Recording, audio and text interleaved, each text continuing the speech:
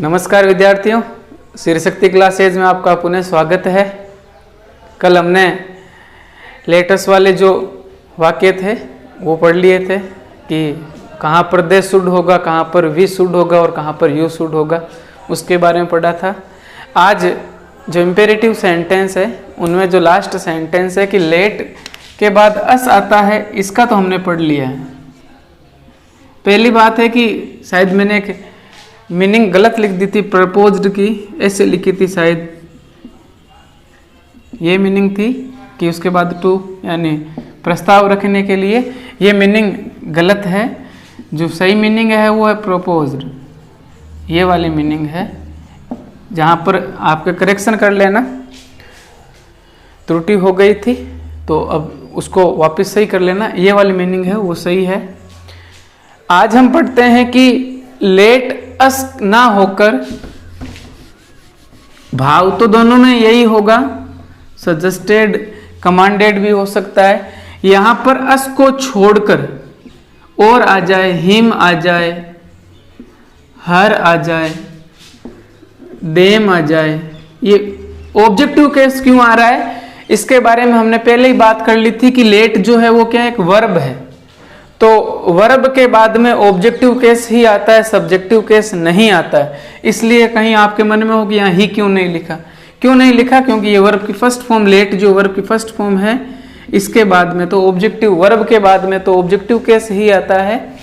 तो अब बात यह है कि अगर लेट अस हो, इसका तो हमने पढ़ लिया था। अब ये लेट अस ना होकर हिम आ जाए, हर आ जाए, देम आ जाए, मी आ जाए, अगर ये आ जाते हैं यानी अस को छोड़कर कोई भी ऑब्जेक्टिव केस आ जाए प्रोनाउन का, तो हम उसका किस प्रकार से जो है नरेशन बनाएंगे, इनडायरेक्ट स्पीच बनाएंगे। ठीक है, तो यही अस पर ध्यान रखना है आपको ज़्यादा, कि लेटेस्ट वाले वाक्य ज़्यादा आते हैं। तो इनका किस प्रकार से बनाना है, ये पूरा का पूरा नियम अलग है, क्योंकि इसको साथ में रख लें एक बार कि जब लेट अस से हमने पढ़ा था तो हमने वाक्य में सेड टू को चेंज किया था सजेस्टेड टू में, या प्रपोज्ड टू में। पहली बात यही पढ़ी थी, वापस पढ़ा रहा हूं इसीलिए कि कंफ्यूज ना हो जाओ। लेट अस वाले वाक्य थे, फिर हमने कनेक्टिव के रूप में क्या लगाया था, देट लगाया था। ठीक है, फिर हमने इन्वर्टेड कोमा हट गई देट से, कनेक्टिव है, इन्वर्टेड कोमा को हटाने के लिए। उसके बाद में हमने पढ़ा था कि हमारा सब्जेक्ट क्या बनेगा, सब में मॉडल लगेगा शुड, और या तो सब्जेक्ट बनेगा वी, या बनेगा यू शुड, और या बनेगा दे शुड। ये हमने सब केस पढ़ लिए थे कि कहां पर वी होगा, कहां पर यू होगा और कहां पर दे होगा। ये बात हमने पढ़ ली थी। तो ये तो है लेट अस का जो वाक्य है उसका किस प्रकार से सेंटेंस बनाया जाएगा, इसके बारे में हम अध्ययन कर चुके हैं। अब मैंने यहां पर चेंज कर दिया कि लेट अस ना होकर यहां पर लेट मी हो जाए, लेट देम हो जाए, लेट हिम,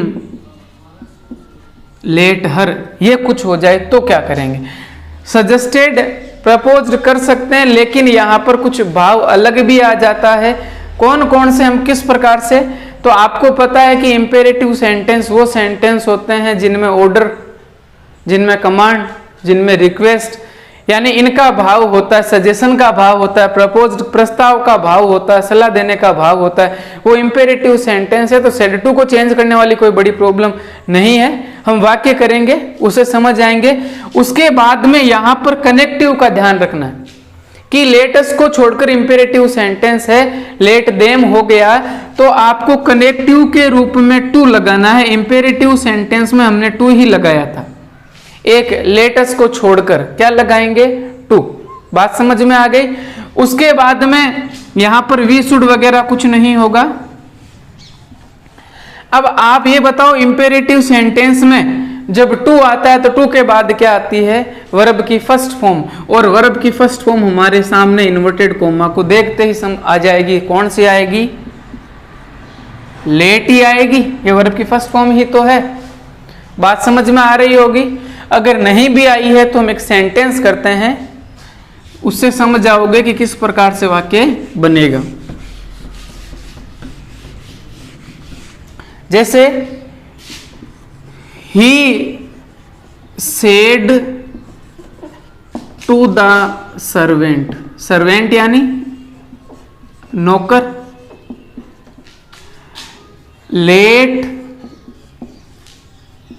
देम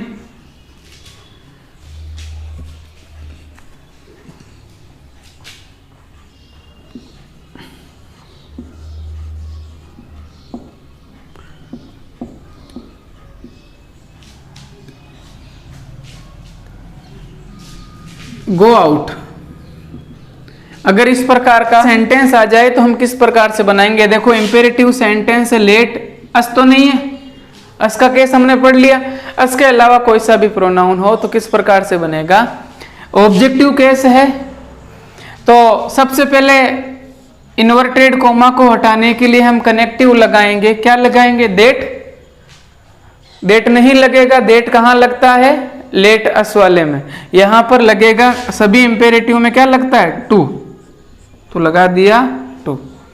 फिर इंपेरेटिव सेंटेंस बाहर की साइड देखो, सेड टू लिखा हुआ है।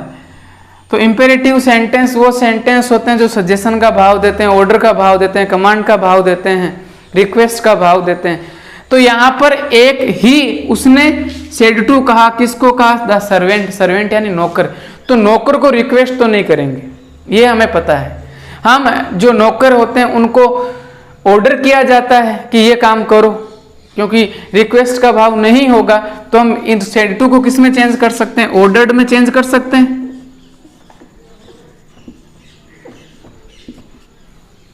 ऑर्डर्ड में कर सकते हैं सेकंड फॉर्म में, तो यहां पर भी सेकंड फॉर्म हो गई।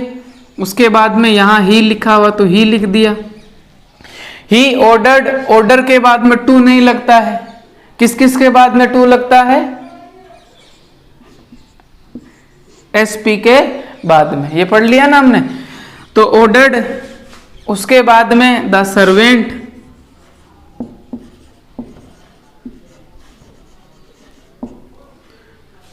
ही ऑर्डर्ड द सर्वेंट टू। समझ में आ रही होगी बात। अब हमें वर्ब की फर्स्ट फॉर्म चाहिए टू के बाद में, तो ये रही वर्ब की फर्स्ट फॉर्म, लेट देम का देम, गो का गो और आउट का आउट। ये बात समझ में आई होगी। इंपेरेटिव सेंटेंस ही है, समझ में आ गया होगा कि हमें टू लगाना है। सभी में हमने यही लगाया था। जैसे open the gate, he said to the servant कैसे बनाया था? यही सेंटेंस लिखें, he said to the servant open the gate. किस प्रकार बनाया था? इंपेरेटिव सेंटेंस है, इन्वर्टेड कोमा को हटाने के लिए टू लगाया, सर्वेंट को कहा तो ऑर्डर्ड किया, सेकंड फॉर्म आएगी ही का ही, द सर्वेंट, टू के बाद वर्ब की फर्स्ट फॉर्म आती है। कौन सी फॉर्म है? Open the gate. तो इसमें और ऊपर वाले में कोई फर्क दिखा आपको? कोई भी फर्क नहीं है। बस इसलिए अलग से पढ़ा कि लेट के बाद में अस वाला हमने पढ़ा था, तो लेट के बाद और कोई आ जाए तो किस प्रकार से हमें करना है। बात समझ में आ गई होगी किस प्रकार से ये चेंज हुआ है। कोई प्रॉब्लम नहीं होगी। कुछ उदाहरण हम करते हैं।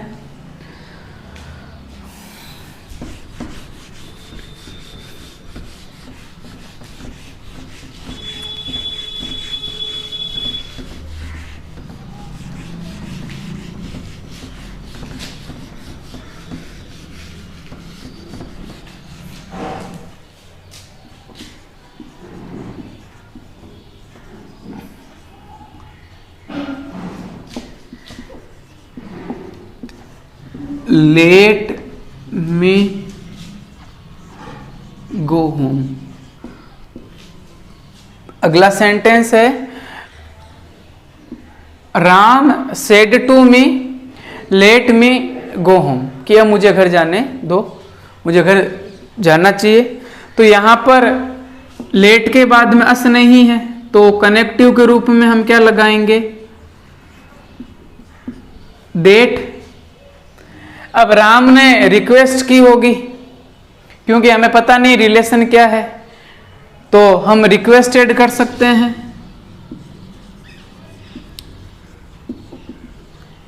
रिक्वेस्टेड में फिर यहां हो गया राम। यहां तक समझ में आ गया होगा। सॉरी, डेट नहीं, क्या लगाएंगे, टू लगाएंगे। डेट तो किस में लगाएंगे, लेट अस में, तो यहां पर लगा दिया टू, और टू के बाद वर्ब की फर्स्ट फॉर्म आती है, तो लेट भी वर्ब की फर्स्ट फॉर्म है, तो लेट। ठीक है, यहां तक समझ में आ गया होगा। फिर यहां क्या लिखा हुआ है, मी, प्रोनाउन है, कौन सा पर्सन है, फर्स्ट पर्सन, क्योंकि प्रोनाउन संबंधित परिवर्तन तो होंगे ही। लास्ट वाले में अभी जो पहले पढ़ा था लेट देम गो आउट, तो देम तो वैसे ही थर्ड पर्सन था, तो उसको तो हम चेंज नहीं कर सकते।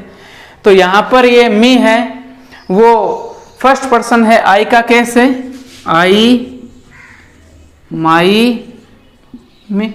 ठीक है, तो फर्स्ट पर्सन किसके अनुसार चेंज होता है, सन वाला नियम है, SON 1 2 3। तो फर्स्ट पर्सन किसके अनुसार चेंज होगा, सब्जेक्ट के अनुसार। तो सब्जेक्ट में क्या है, देखो बाहर राम, राम लड़का है, तो उसके लिए हम क्या लगाएंगे, ही। समझ में आ रहा होगा। प्रोनाउन चेंज करना है तो ही का केस क्या लिखेंगे, ही, हिज, हिम। समझ में आ गया। तो ये कौन सा केस है, ऑब्जेक्टिव, तो ही का भी ऑब्जेक्टिव केस क्या हो जाएगा, हिम। तो यहां पर मी की जगह क्या हो जाएगा, हिम गो होम। ये बात समझ में आई होगी कि प्रोनाउन तो चेंज होगा ही। नरेशन है, बाहर पास्ट टेंस है। मैंने ज्यादा बताया नहीं कि बाहर पास्ट देखना है, आप समझदार हो, देख सकते हो कि बाहर पास्ट टेंस होना चाहिए, नहीं तो टेंस संबंधित परिवर्तन नहीं होते हैं। ठीक है ना, ये बातें पहले हमने पढ़ ली थी, तो ये समझ में आया होगा कि किस प्रकार ये हुआ है। एक दो उदाहरण और करते हैं, उसके बाद ये लेट वाला जो वाक्य है वो कंप्लीट हो जाएगा, इंपेरेटिव सेंटेंस भी कंप्लीट हो जाएंगे।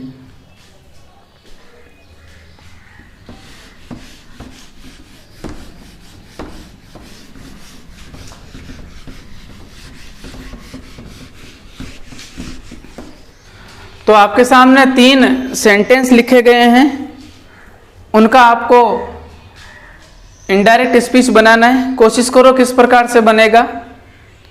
पहला सेंटेंस है, the headmaster said to the peon let them come to my office. Peon समझ रहे होंगे, तो उसको पियोन को कहा है कि उन्हें मेरे ऑफिस में आने दो। इसका किस प्रकार से बनेगा। उसके बाद में I said to him let us go park, और उसके बाद he said to me let them watch the movie. तीनों के आप अभी बनाओ कि किस प्रकार से ये बनेंगे।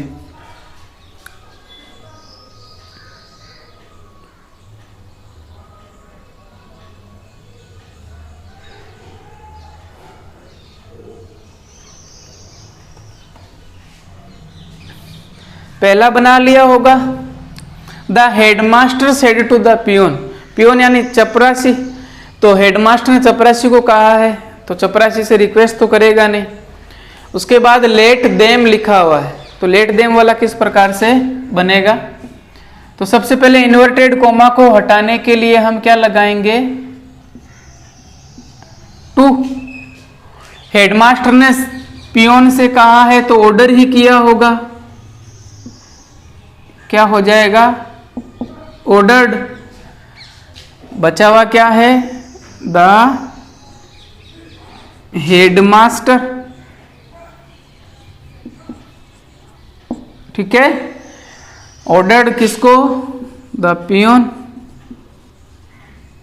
फिर टू लगा दिया, टू के बाद और की फर्स्ट फॉर्म आती है, तो लेट फर्स्ट फॉर्म है, अस तो नहीं है ना, इसलिए लेट। देम कौन सा पर्सन है, थर्ड पर्सन, देखा है, ऑब्जेक्टिव केस, तो देम ऑब्जेक्टिव केस है, तो जो थर्ड पर्सन होते हैं वो नो चेंज, कोई परिवर्तन नहीं होता। इन्वर्टेड कोमा के अंदर थर्ड पर्सन आया हुआ, इसलिए देम का देम लिखेंगे। उसके बाद क्या लिखा हुआ है, कम, तो कम का कम लिख देंगे, टू। उसके बाद लिखा हुआ माई, माई किसका केस है, आई का, आई माई मी। आई जो है वो फर्स्ट पर्सन है, फर्स्ट पर्सन किसके अनुसार चेंज होता है, किसके अनुसार चेंज होगा, सब्जेक्ट के अनुसार। सब्जेक्ट में क्या है, द हेडमास्टर, और ऑब्जेक्ट में भी कौन है, पियून। दोनों के लिए ही का प्रयोग करेंगे। तो हेडमास्टर है, हेडमिस्ट्रेस नहीं है, तो हेडमास्टर के लिए ही करेंगे। तो ही का कौन सा केस है, पजेसिव, तो ही का पजेसिव केस क्या होता है, हिज। और ये हिज किसके लिए है, हेडमास्टर वैसे अंडरस्टूड ही है, उसका ऑफिस, पियोन का तो ऑफिस होगा नहीं, हाँ, और ऑफिस का ऑफिस हो जाए। ये समझ में आया होगा आपके, सही होगा कि ये हिज हेडमास्टर के लिए है। अगला ये बनाओ, किस प्रकार से बनेगा,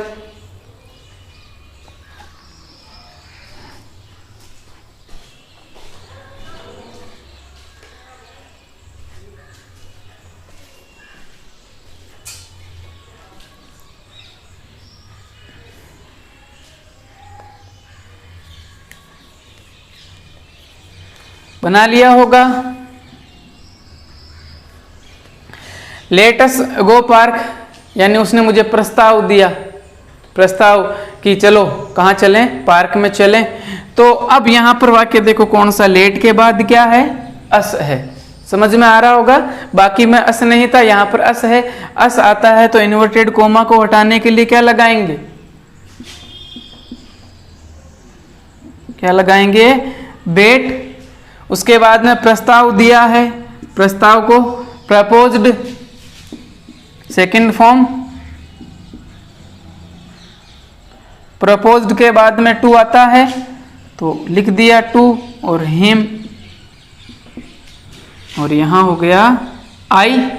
आई प्रपोज्ड टू हिम, मैंने उसे प्रस्ताव दिया, दैट की, कहां पर, लेट अस गो पार्क, की पार्क में चलें। तो यहां पर लेट अस वाला है, तो अब हमें इन्वर्टेड कोमा के बाहर देखना पड़ेगा कि हमारे सब्जेक्ट में फर्स्ट पर्सन तो नहीं है, क्योंकि पहले तो फर्स्ट पर्सन ही देखा जाएगा। तो देखो आई आया हुआ है फर्स्ट पर्सन, तो फर्स्ट पर्सन है तो हमें ऑब्जेक्ट देखने की आवश्यकता नहीं है, फर्स्ट पर्सन आता है। तो यहाँ सब्जेक्ट क्या बनता है, वी, और उसके बाद में क्या लगाएंगे, शुड गो पार्क। ये शायद सबके सही होगा, जल्दबाजी में किया तो टू लगाया होगा यहाँ पर, नहीं तो अगर देखकर हमने समझा है कि यहाँ पर लेटेस्ट वाला है तो किस प्रकार से बनेगा, तो ये एकदम सही है। बात समझ में आ गई होगी। लास्ट है, he said to me let them watch the movie, उन्हें मूवी देखने दो, उसने मुझसे कहा। तो अब इसको आप चेंज करो, मैंने पहले बताया भाव का पता नहीं हो तो आस्क्ड कर सकते हैं।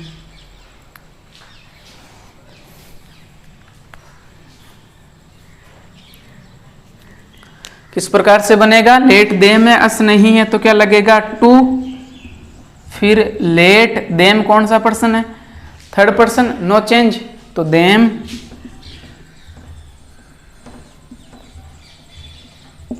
Watch the movie. उसके बाद में यहाँ पर आपको भाव का पता नहीं है तो आप यहाँ क्या कर सकते हो, आस्क्ड कर सकते हो।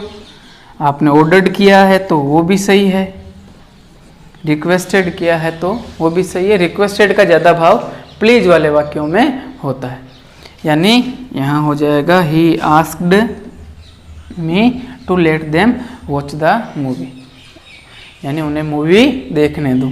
तो ये थे लेट अस, और लेट के बाद में अस को छोड़कर कोई और प्रोनाउन हो तो उनका किस प्रकार से हम नरेशन बनाएंगे। तो ये समझ में आ गए होंगे। अगर ये समझ में आ गए तो थोड़ा हम पढ़ लेते हैं। देखो वो सिलेबस में नहीं है, ऐसे प्रश्न आते भी नहीं, आपको कंफ्यूज नहीं होना है। वो बता दूं मैं कि कभी कभी क्या होता है, हमने जैसे किया है वैसे ही करना है। एक केस और पढ़ो,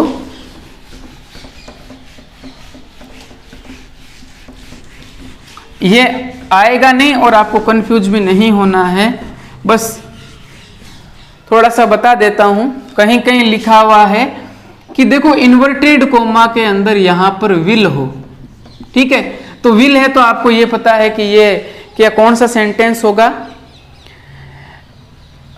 इंटरोगेटिव सेंटेंस होगा, या फिर विल का जगह वुड भी हो सकता है, या फिर हो कुड।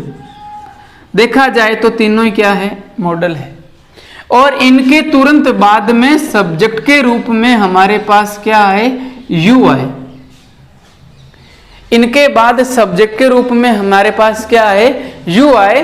तो इन सेंटेंस को क्या माना गया है, इंपेरेटिव सेंटेंस माना गया है। और इनका हमें नरेशन, जो इनडायरेक्ट स्पीच है, वो इंपेरेटिव सेंटेंस के जैसे ही बनाना होता है।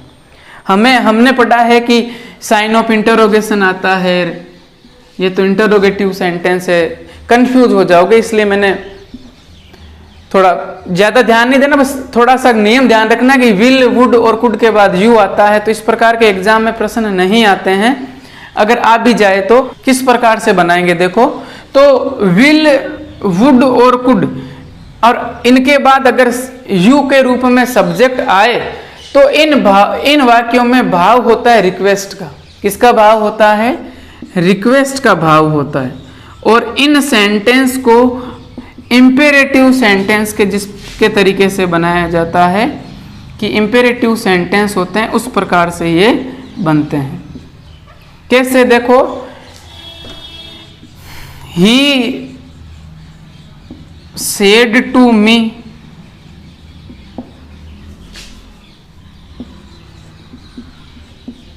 Will you lend me some rupees।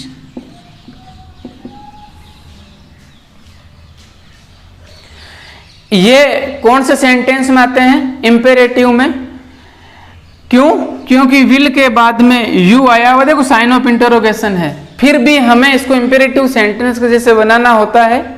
ये आपको मैं टेस्ट में नहीं दूंगा, पहले बता दूं। यहां पर रिक्वेस्ट का भाव है, विल के बाद यू आया हुआ है, तो ही रिक्वेस्टेड मी, समझ में आ गया। फिर इंपेरेटिव सेंटेंस के जैसे बनाते हैं तो इंपेरेटिव सेंटेंस होता है तो हम कनेक्टिव के रूप में क्या लगाते हैं, टू। ये भी समझ में आ गया होगा। अब आगे ध्यान रखना है कि इंपेरेटिव सेंटेंस में कनेक्टिव के रूप में जब टू लगाते हैं तो टू के बाद क्या आता है, सब्जेक्ट आता है, मेन वर्ब आती है। क्या आती है, मेन वर्ब। तो विल तो हेल्पिंग वर्ब के रूप में, मॉडल के रूप में, यू सब्जेक्ट, लैंड यानी उधार देना, तो यहां पर लैंड लिखा हुआ तो ये आएगा। इंपेरेटिव सेंटेंस के जैसे बनाएंगे तो ये गायब हो जाएंगे। विल यू, वुड यू और कुड यू से वाक्य शुरू होते हैं तो वो इंपेरेटिव सेंटेंस में आते हैं। और इंपेरेटिव सेंटेंस से रिक्वेस्ट का भाव होगा, तो रिक्वेस्ट का भाव है तो सेड टू सेकंड फॉर्म है, तो सेकंड फॉर्म रिक्वेस्ट की रिक्वेस्टेड हो जाएगी। इन्वर्टेड कोमा को हटाने के लिए टू लगाएंगे। लैंड मी, मी प्रोनाउन है, फर्स्ट पर्सन है, किसके अनुसार चेंज होगा, सब्जेक्ट के अनुसार। सब्जेक्ट में क्या हो जाएगा, ही का कौन सा केस है, ऑब्जेक्टिव, तो हिम हो गया, सम रुपीज। इस प्रकार से ये वाक्य बनेगा। अगर याद रहे तो क्या क्या होगा, विल, वुड और कुड के बाद क्या आना चाहिए, यू आना चाहिए। तो वो वाक्य किस प्रकार गिने जाएंगे, इंपेरेटिव सेंटेंस में रिक्वेस्ट का भाव होगा तो इंपेरेटिव सेंटेंस को कैसे बनाते हैं वैसे बना देंगे। किसको हटा देंगे, विल और यू को हम हटा देंगे।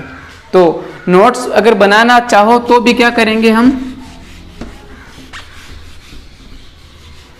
किस प्रकार से करेंगे, ये इस प्रकार से प्रश्न आएगा। इन्वर्टेड कोमा लगी हुई है तो पहला काम है सेड टू को किस में चेंज करोगे,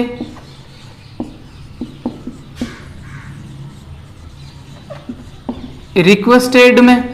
बात समझ में आ गई। कनेक्टिव के रूप में क्या लगाओगे,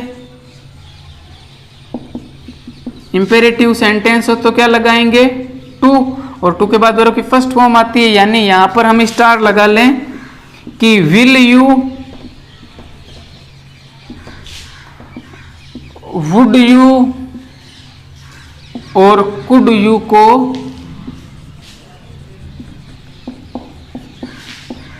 हटा देंगे। इतना सा अगर आपको ये समझ में आ गया है तो इस प्रकार से ये इम्पेरेटिव सेंटेंस का भाव वाले ये वाक्य हैं, विल, वुड और कुड वाले भी बना सकते हैं और साइन ऑफ इंटरोगेशन हट जाएगा। बात समझ में आई होगी। तो ये इम्पेरेटिव सेंटेंस का लास्ट है। क्या आना चाहिए? विल, वुड, कुड और उसके बाद में यू। तो रिक्वेस्टेड टू और विल यू को, कुड यू को और जो वुड यू को हम हटा देंगे। इतना सा ही भाव है। तो ये हमारे इम्पेरेटिव सेंटेंस समाप्त हो चुके हैं। अब अगला वीडियो है वो आपको 10 अगस्त को आएगा। आपकी जितने भी समस्याएं हैं वो समस्याओं जितने भी विषय से रिलेटेड है, सब्जेक्ट से रिलेटेड, वो रमेश जी सर को आप भेज देना, उनके ऊपर सॉल्यूशन हो जाएगा। कुछ भी हो कि टेंस का रिवीजन करना है, एक सभी का रिवीजन करना है, या फिर हमें नरेशन वापस एक बार जितना पढ़ाया एक वीडियो में कंप्लीट हो जाए, तो मैं एक वीडियो में भी कंप्लीट कर दूंगा नरेशन। पैसिव वॉइस भी एक वीडियो में कर लेंगे और ये भी। और वैसे कंप्लीट करने की आवश्यकता क्या है? टेंस का भी हमने रिवीजन क्लास डाल रखी और पैसिव वॉइस की भी है, नरेशन की भी एक बार बीच में रिवीजन किया था जितना पढ़ा था। तो फिर भी अगर आपको कोई सेंटेंस में प्रॉब्लम हो तो आप बेझिझक पूछ सकते हो। आज के लिए बस इतना ही। धन्यवाद।